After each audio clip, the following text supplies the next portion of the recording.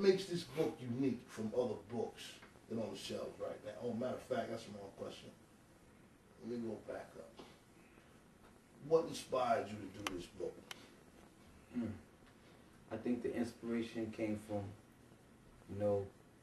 I always felt like the life I was living was like a movie, and I always wanted to write a book, but I never had the time to do it. So when I did get into an adverse situation, I actually, for the first time in my life, had time on my hands. So I started to write.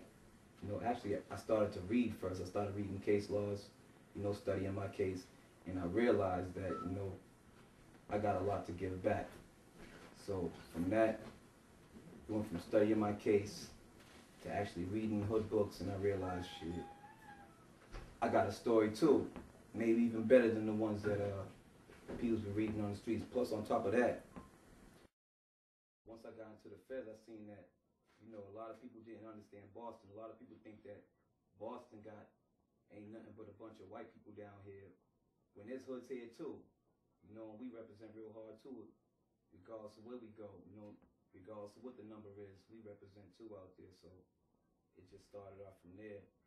And I started one turned into two turned into three, and there it was, All right, now, how did you know that you were onto something? Like, because everybody wants to do something out here, whether it's rapping, singing, dancing, whatever. What made you really find out that you had a gift or a talent to do what you do right now? Just being around the unit, being around dudes at their lowest point. I'm at my lowest point.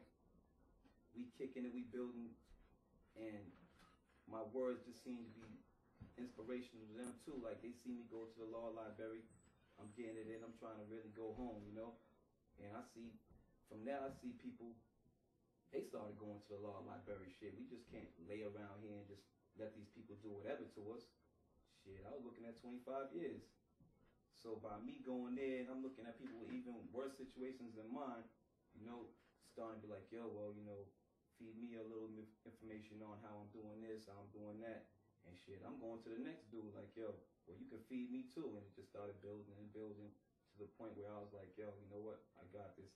I'm not copping out, I'm fighting. All right, now dig this. We're going back. But you was caught up in the federal thing, roundup, whatever you want to call it. You're from Mattapan, part of Boston, you know what I mean? A good section of Boston, I might add, you know what I mean?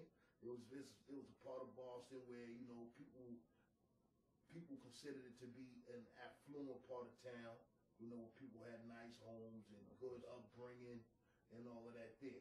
How do you feel that this all came about to even get to that point? I feel like, coming from where I come from, everyone had houses. It's a little bit different from Roxbury, some parts of Dorchester, JP. I feel like, people from the outside looking in thinks that people coming from the pen came with the silver spoon in their mouth or whatever. So what, And there's only so many blocks in the pen that's really getting it in like that, So I feel like we paved the way a little bit from the pen, coming from where I'm coming from, because I'm coming from the bottom, West Southern all day. I don't gotta say it, but I feel like,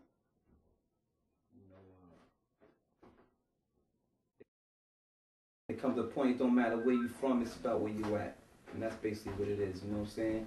If you a hustler, you a hustler. If you a banger, you a banger, man. If you gonna just get it how you fuck you live. You said about how it wasn't in your neighborhood, so do you consider that you guys were a gang? Never. That's one thing, because gangs, I think gangs have leaders. You know what I'm saying? And come from, you're gonna do this, you're gonna do it right. My man asked me a long time ago, because I was out there hustling backwards. Do it like, damn, I see the hustle in you, but ask yourself this question: where do you see yourself in 5 years? I was like, damn. In my head, I'm like, 5 years. Shit, I can't see past tomorrow. But at the same time, I didn't get it back then. But now that I look back, I see he was just prepping me for a whole nother level. Our conversations went beyond that as the years passed, but, I see that now he helped me become the person I am today, because everything I do, I prepare for it. And that's just like writing books or whatever, you know, even if I'm locked up or I'm on the streets, you know what I'm saying, you can still move forward, you know, even if with bread you're making it negative or positive. If you're making it negative, just know this, that you can't do negative forever. It's not forever, it's just something for the time being for you to get by and try to get to the next step. And basically that's what it was, man, you know.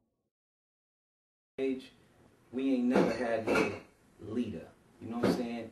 I was always taught to be my own man, you know what I'm saying? And I think that's how I got to where I achieved what I achieved, because I was never nobody's son, you know what I'm saying? It was always somebody, pulling me to the side like, you know what, that's not the right way, this is the right way, you know what I'm saying? And nothing's long term. It's funny because I think that I was blessed because I came up around some older cats that was really, really, really thorough, you know, and really sat me down and really, really kicked it, got in my ear like, yo, this is, man, I didn't see that as my end, I saw that as my beginning, because it was a new me. You know, I had a chance, I washed my hands with the old shit, you know, all the old beef or whatever. I paid my dues. I didn't tell on a motherfucker. Now I'm out here and I just want to breathe, nigga, and get it in. You know, niggas want a motherfucker come up with a couple of books, cold-blooded books is right here. Pass that off. I'll read that. You know what I'm saying? We can build or whatever you want to do, whatever. I'm not on no, I'm trying to eat.